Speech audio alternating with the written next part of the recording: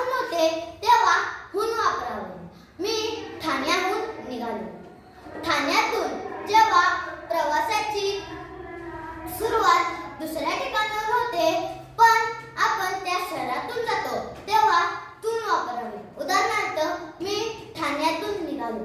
ठाण्यावरून जेव्हा आपण त्या शहरातून जात नाही, पण त्या शहराला लागून असलेल्या मार्गाने प्रवास करतो तेव्हा वरून वापरावे. उदाहरणार्थ, मी ठाण्यावरून निघालो. धन्यवाद. ढ. काय ढायस रे तू, काय ढायस? असं कौतुक आपण बरेच जण करतो. आपल्या मराठीत एवढी अक्षर असताना हे अक्षर वापरले गेलं असावं असा प्रश्न पडतो ना. जेव्हा ब्राह्मी लिपीतून देवनागरी लिपी घडत गेली ना, म्हणजेच 2500 वर्षापूर्वी, तेव्हा ढ हे अक्षर ब्राह्मी लिपीत जसे आहे तसेच देवनागरी लिपीत आले. त्यामुळे तेव्हापासून ढ म्हणजेच मूर्ख, म्हणजेच त्याला काही येत नाही. ढ म्हणजे ज्याच्यात अजिबात बदल घडत नाही, तो किंवा ती म्हणजे ढ. धन्यवाद. स्वातंत्र्य. 15 ऑगस्ट हे आपल्या देशासाठी व आपल्यासाठी अभिमानाचा दिवस आहे. आपण शुभेच्छा एकमेकांना पाठवत असतो. बऱ्याचदा असं होतं की आल्या शुभेच्छा जे पाठवून इकडे तिकडे ग्रुपवर सगळीकडे पाठवतो. होतं काय? पाहायचं जातं आणि त्या शुभेच्छा कशाही जातात. म्हणजे स्वातंत्र्य दिनाच्या शुभेच्छा अशा चुका होतात. त्या टाळाव्यात. 15 ऑगस्टला भारताला स्वातंत्र्य मिळाले. आपण सगळे स्वतंत्र झालो. दिनाच्या म्हणजेच स्वातंत्र्य दिनाच्या शुभेच्छा. धन्यवाद. आणखी हा शब्द संख्यादर्शक शब्द आहे व अजून हा शब्द कालदर्शक शब्द आहे. उदाहरणार्थ 1.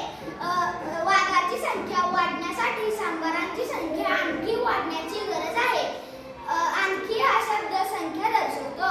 उदाहरणार्थ 2. यांच्या हत्तीचा शोध अजूनही लागला नाही. अजून हा शब्द काल दर्शवतो. धन्यवाद. टवळे हा ग्रामीण भागात बऱ्याचपैकी व शहरा भागातही वापरला जाणारा शब्द टवळे.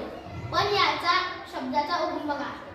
समय किंवा दिवा यांचा वरचा भागाला टवळे म्हणायचे.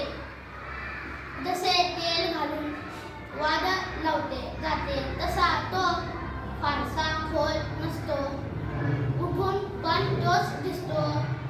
आपलं लक्ष तिथे जातं. बुद्धीचे विशेष खोली नसतानाही पुढे पुढे फिरवणाऱ्या बाईंना टवळे म्हटलं जायचं. धन्यवाद. कधी आणि केव्हा दोन शब्दांचा उपयोग काळ किंवा वेळ दर्शवण्यासाठी केला जातो. केव्हा हा शब्द जवळपास काळ दर्शवण्यासाठी केला जातो. उदाहरणार्थ 1. अगं तू केव्हा आलीस? अगं आता तर आले. अर्धा तास पूर्वी. अगं तू कधी आलीस? अगं धुळ्यातून कधी आलीस तू? अगं 3-3.5 महिने झाले. धन्यवाद. जाऊन झाड लावून आला. सोपे आहे ना? आता हे वाक्य लिहा. बदला ना प्रश्न. बरोबर. पण तो जाऊन लावून हे 2 शब्द या वाक्यात आले आहेत. आणि कुठे ऊन लावायचे आणि कुठे ऊन लावायचे हा प्रश्न पडतो. सगळ्यांनाच पडतो. तर अगदी सोपा नियम आहे. एक अक्षर असले तर त्याच्यापुढे ऊन लावायचा. ज्या शब्दाच्या शेवटी वर अक्षर असेल त्याच्यापुढे ऊन लावायचा. आमंत्रण आणि निमंत्रण.